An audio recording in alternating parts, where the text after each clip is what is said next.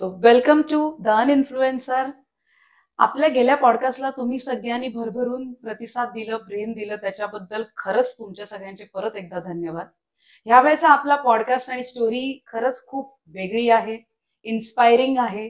आणि ह्या स्टोरीचं महत्व असं आहे की पालघर जिल्ह्यातल्या माहीम गावातल्या शेतकऱ्याचा मुलगा आणि थेट अमेरिकेत ज्यांनी IT कंपनी ओपन केली.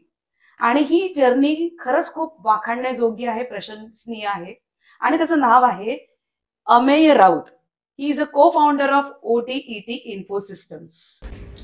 Welcome Ameya, and we are really happy to have you here in our channel The Uninfluencer.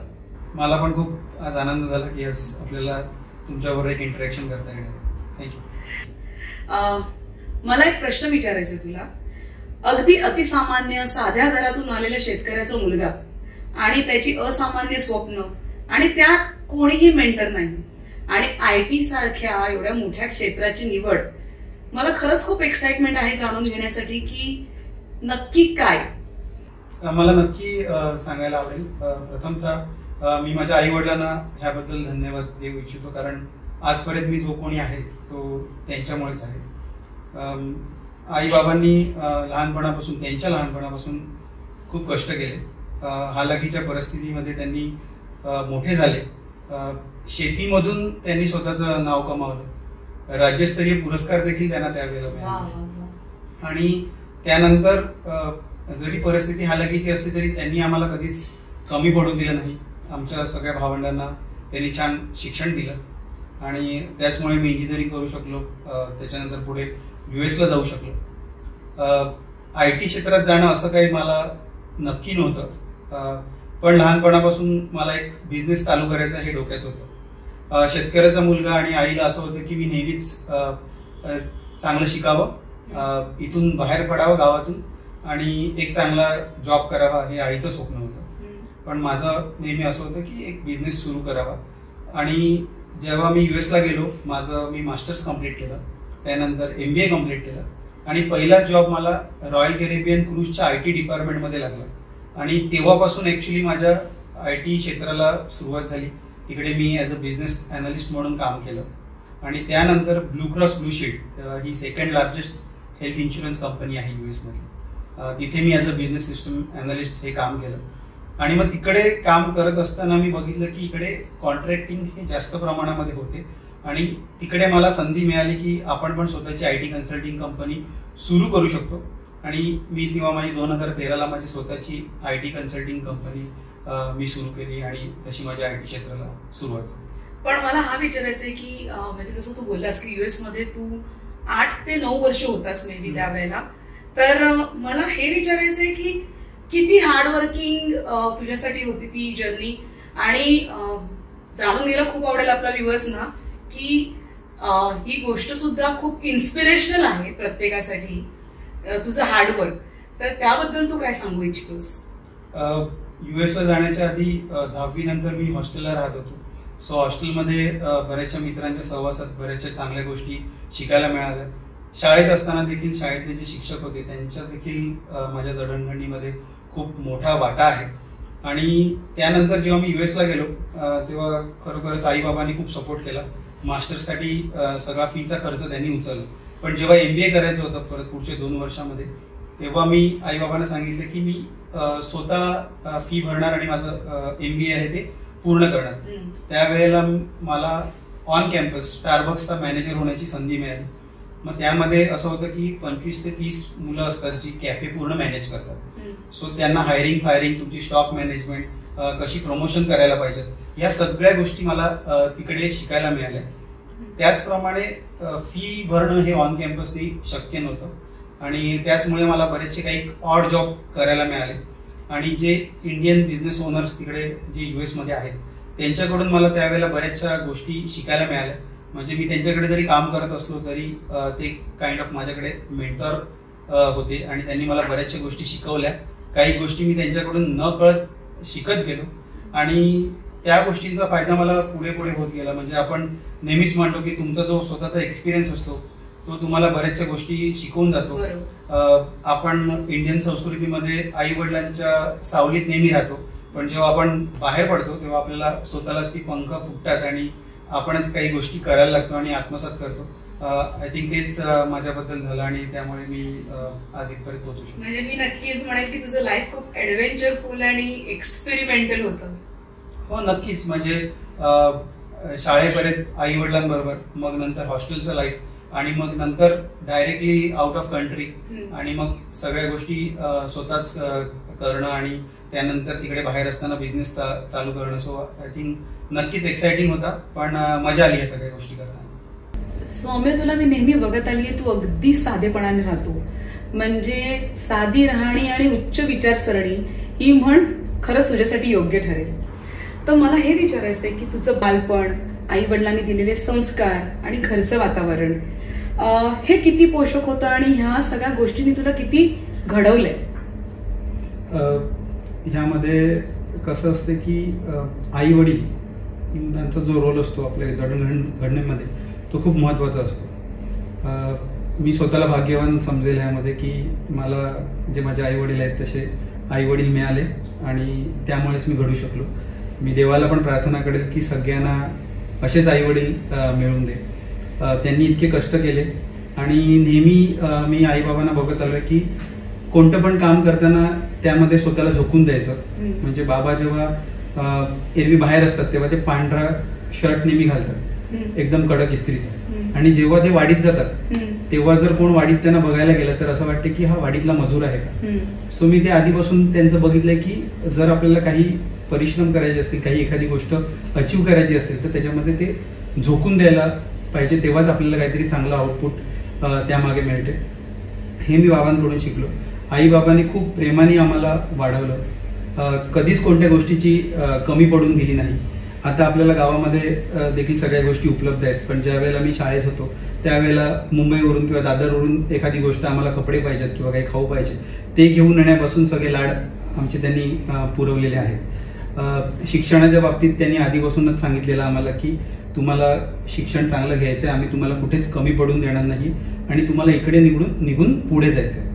So तेच नेहमी डोक्यात राहिलं की आपण कष्ट करायला पाहिजेत. आपल्याला जर आपले आई बाबा एवढे कष्ट करून जर सपोर्ट करत असतील तर त्याचा फायदा आपण नक्कीच घेतला पाहिजे आणि आम्ही नक्कीच तो सगळ्या भावंडांनी तो घेतला. आणि ह्यामध्ये मला तर स्पेशली नमूद करायला असं वाटतं की मी भुवनेश कीर्तने विद्यालय माहीमचा विद्यार्थी आहे आणि तिथले शिक्षक देखील खूप प्रेमळ होते. म्हणजे वक्तृत्व स्पर्धेमध्ये भाग घेण्यापासून किंवा काही ड्रामा बसवायचा असेल किंवा मला परीक्षेमध्ये काही गायडन्स हवं असेल किंवा कोणत्या सब्जेक्टमध्ये काही अडलं असेल तर तिकडच्या शिक्षकांनी देखील वेळोवेळी मला मार्गदर्शन केलेलं आहे आणि त्याचाच फायदा मला पुढे झाला.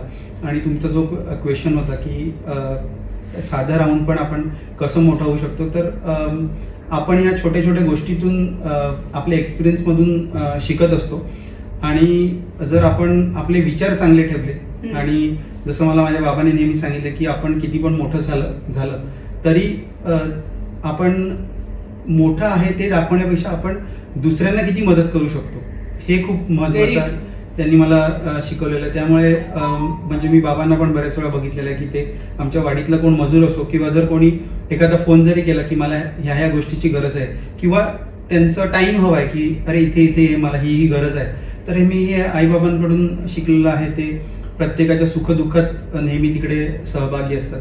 सो ह्या गोष्टींचा नेहमीच मुलं आई वडिलांकडून शिकत असतात आणि मी त्या आईबाबांकडून गोष्टी उचलल्या आणि एकदम जबरदस्त कपडे, चांगल्या गाड्या फिरण्यापेक्षा जर आपलं मन मोठं असेल तर माणूस नक्कीच मोठा होतो असं मला वाटतं. त्यामुळे मी जो आहे तसंच राहणं पसंत करतो. जरी मी US मध्ये जो एक्सपिरियन्स घेऊन आला, आता इकडे जरी मी कंपनी चालवत असलो, आईबाबांच्या आशीर्वादाने इतका मोठा झालो असलो तरी साधं राहणं मला आवडते आणि मी त्याच्यातच धन्यता मानतो. आजच्या या धावपळीच्या युगात अनेक जण आपले रूट्स आहेत, रूट्स म्हणजे आपण त्यांना म्हणतो की आपली जी माती आहे तेव्हा त्याच्यापासून खूप दुरावलेले आहेत. शेतकऱ्याचा मुलगा म्हटलं की पहिलं मला अजून एक तुला असा प्रश्न विचारायचा आहे की अजूनही तुला आवडतं त्या शेतात जायला? अजूनही तू काय करतो? म्हणजे जेव्हा तू माहीमला जातोस तेव्हा काही एक्साइटमेंट वगैरे होते का की शेतीत जावं आपल्या किंवा काही करावं, बघावं त्या शेतीकडे? किंवा मला असं वाटतं की तिकडे नारळाच्या बागा तर खूप फेमस आहेत. ओके, तर काही असं तुला वाटतं का की तिकडे जाऊन अजून सुद्धा आपल्या त्या मातीवरती काही करावं? नाही, करण्यासारख्या बऱ्याच गोष्टी आहेत, पण आई बाबांनी आधीपासून शिकवलेलं होतं की तुम्ही या मातीमध्ये काही करायचं नाही, तुम्हाला मोठं शिक्षण घेऊनच पुढे जायचंय. आता पण मी गेला तर मला खूप माहीमला गेल्यावर आनंद होतो. मी वाडीत पण जातो, पण जे बाबा हार्डवर्क करतात ते आता माझ्याकडून होऊ शकत नाही किंवा त्या गोष्टी मला आधीपासून शिकवल्याच गेल्या नाहीयेत. नारळाच्या बागेत ऑब्व्हियसली गेलं तर मजा येते, एक शांत थंड वातावरण असते आणि मजा येते, पण ते काम आपण करू शकत नाही सध्या तरी. आणि ऑब्व्हियसली नंतर पण जर नारळाच्या बागा म्हणा किंवा दुसऱ्या गोष्टी असतील, सुपारी असतील, त्या मेंटेन आपण ठेवू शकतो. पण जर तुम्ही आता पानवेलीची आमची शेती असते, सो त्याच्यामध्ये एक लहान मुलाला जसं आपण पोचतो तसं त्या पानवेलीला जपावं लागते. ते मी माझं आता करंट बिझनेस सांभाळून करणं मला तरी आत्ताच्या टाइमला कठीण वाटते. तुम्ही जे मगाशी आता सांगितलं की बरेचसे लोक आपले माती सोडून जात आहेत, तर ह्यामध्ये कसं आहे की आता धावपळीचं जग आहे, स्पर्धा युग आहे, प्रत्येकाला मोठं व्हायचं आहे आणि पुढे जायचं आहे. आणि त्यामुळे प्रत्येक वेळेला तुम्हाला गावातच किंवा तुमच्या शहरात अपॉर्च्युनिटी मिळेल असं नाही. कोण गाव सोडून जाते, कोण शहर सोडून जाते, कोण देश सोडून जातो. आणि त्यामुळे अनफॉर्च्युनेटली त्या स्पर्धा युगामध्ये आपलं अचीव करण्यासाठी सगळ्यांना बाहेर जावं लागते. पण मला असं वाटतं की आपण आपल्या मातीशी, म्हणजे आपल्या गावाशी, आपल्या गावातल्या माणसांशी, आपल्या गावातल्या संस्कृतीबरोबर जोडून राहणं खूप गरजेचं आहे. बरोबर. कारण ती एक आपली आयडेंटिटी आहे. कारण जी आपली माती आहे तीच आपल्याला एक ओळख देते, आपण कोण आहोत ते घडवते.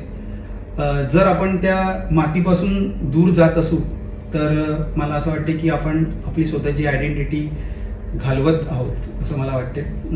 आणि जर आपण जेव्हा मातीशी टिकून राहण्याचं बोलतो, म्हणजे आपण आपल्या गावाशी, आपल्या जे संस्कृतीने आपल्याला घडवलेलं, आपली जी आजूबाजूची माणसं आहेत ज्यांच्यामुळे आपण मोठे झालेलो आहोत, जर आपण त्या रूट्स बरोबर टिकून राहिलं तर आपण किती पण मोठे झालो तरी आपण जेव्हा आपल्या गावात येतो किंवा आपल्या माणसांशी संवाद साधतो तेव्हा जो आनंद मिळतो तो बाहेर जाऊन आपल्याला कधीच मिळत नाही. त्यामुळे म्हणजे माझ्या मते तरी आपण आपल्या मातीशी जोडून राहावं असं मला नेहमीच वाटते आणि मी ते आतापर्यंत करत आलेलो आहे.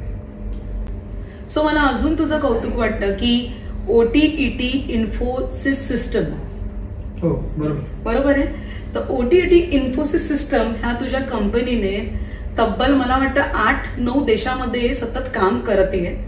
तर मला त्याच्याबद्दल जाणून घ्यायला आवडेल की नक्की तुम्ही कोणत्या प्रकारची सर्व्हिस प्रोव्हाइड करतात, किती वर्ष तुझ्या बिझनेसला झाली, काय गोष्टी तुम्ही फेस केल्या, काही सांगू शकशील का या गोष्टींबद्दल? नक्की. मी आधी US चा बिझनेस चालू केला होता 2013 मध्ये आणि तशी माझी बिझनेस क्षेत्राला सुरुवात झाली. त्यानंतर मग मी डिसाईड केलं की जर मी इंडियाला आलो तर हा बिझनेस मी अजून ग्रो करू शकेल. आणि मग मी 2015ला इथे इंडियामध्ये आलो. 2015 मध्ये इंडियाला आल्यानंतर कंपनी बरीच ग्रो झाली, कारण मी जी IT कन्सल्टिंग कंपनी आहे माझी US ची, त्यामध्ये मी फुल टाइम लक्ष देत होतो. आता ते करत असताना असं झालं की 2017ला आम्ही फक्त कन्सल्टिंगच करतो आहोत. ज्या मोठ्या कंपन्या आहेत त्यांना आम्ही कन्सल्टंट पुरवत आहोत, पण शेवटी ते कन्सल्टंट जाऊन त्यांचे प्रोजेक्ट करतात, ते आमचे प्रोजेक्ट नव्हते. म्हणून मग असं मला वाटलं की आपण स्वतःची सॉफ्टवेअर डेव्हलपमेंट कंपनी चालू करायला पाहिजे. आणि मग 2017ला OTET इन्फोसिस्टम्स ही कंपनी आम्ही चालू केली. 2 डेव्हलपर पासून आम्ही कंपनीला सुरुवात केली होती आणि आता टचवूड आमच्याकडे 21 जणांची टीम आहे. आणि त्यामध्ये मला माझ्या पार्टनरला पराग नेरुळकर हा माझा पार्टनर आहे, जो पूर्ण ऑपरेशन बघतो. मी कंपनीचं पूर्ण मार्केटिंग बघतो आणि आमची टीम पण एकदम जबरदस्त आहे. तुम्ही सांगितल्याप्रमाणे सध्या आम्ही 9 कंट्रीजमध्ये आम्ही काम करतो आहोत. मेजरली जो आमचा फोकस आहे 9 कंट्रीजमध्ये जो आम्ही काम करतोय तो B2C पेक्षा आमचा B2B वर फोकस जास्ती आहे. सो तिकडच्या ज्या कंपन्या आहेत त्या आमच्या पार्टनर्स आहेत आणि मग तिकडून काम आम्हाला ते आउटसोर्स देतात आणि आम्ही त्यांच्यासाठी ते काम एक्झिक्यूट करत आलेलो आहोत. So US, UK, Australia, UAE ह्यामध्ये आमचं काम चालू आहे. लास्ट 2 इयर्स पासून आम्ही मॉरिशसमध्ये देखील काम करतो आहोत. आमचं साऊथ आफ्रिकेमध्ये पण काम चालू झालेलं आहे. आता साऊथ आफ्रिकेमध्ये आफ्रिकन कॉन्टिनेंटमध्ये बघितलं तर जे घाना आहे ते सध्या अपकमिंग कंट्री आहे, तिकडे पण आमचं एका कंपनीबरोबर कोलॅबोरेशन झालेलं आहे, तिकडे पण आम्ही सध्या काम करत आहोत. सो ह्यामध्ये एक कोलॅबोरेटिव्ह एफर्ट आहे. तुम्हाला चांगल्या एम्प्लॉईज बरोबर चांगला पार्टनर मिळणं पण तेवढंच गरजेचं असते. आणि जसे मला आई बाबा मिळाले, माझे भावंड मिळाले, तसंच माझा हा पार्टनर नसून तो एक भाऊच आहे. आणि त्याच्याबरोबर जे आम्ही कंपनीला ग्रो केलेलं आहे, खरोखरच खूप मजा येते. आणि टचवूड आमची कंपनी अजून पुढे जाईल. आणि तुझी अजून काही स्वप्न आहेत का तुझ्या जीवनात, की काय करायचं अजून पुढे?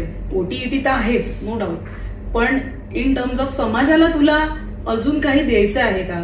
किंवा आपण नेहमीच म्हणतो, तू जसं मगाशी पण म्हणालास की आपण समाजाला देणं लागतोच काही केलं तरी, त्या रूटवरती जेव्हा आपण काम करत असतो तेव्हा. तर तुझे स्वप्न आणि समाज ह्याबद्दल तू काही सांगू शकशील का? कसं आहे, आपण किती पण मोठं होत गेलं तरी आपण समाजाला काहीतरी देणं लागतोच. प्रत्येक वेळेला काहीकांचा असं समज असतो की मी खूप मोठा झालो किंवा श्रीमंत झालो तेव्हाच मी समाजाला किंवा कम्युनिटीला काहीतरी रिटर्न देईन. पण तसं काही करायची गरजच नसते. म्हणजे प्रत्येक वेळेला तुम्ही कोणाला पैसाच दिला पाहिजे असं काही नसते. तुम्ही कोणाला तुमचा टाइम देऊ शकता. सो सोशल ज्या ऍक्टिव्हिटी मी करतो त्या मला बऱ्याच वेळेला पब्लिकली सांगायला आवडत नाही, पण मी बऱ्याच वेळेला सोशल ऍक्टिव्हिटीमध्ये इन्व्हॉल्ड आहे. मी आमच्या गावामध्ये बऱ्याचशा संस्थांमध्ये आता सध्या काम करत आहे.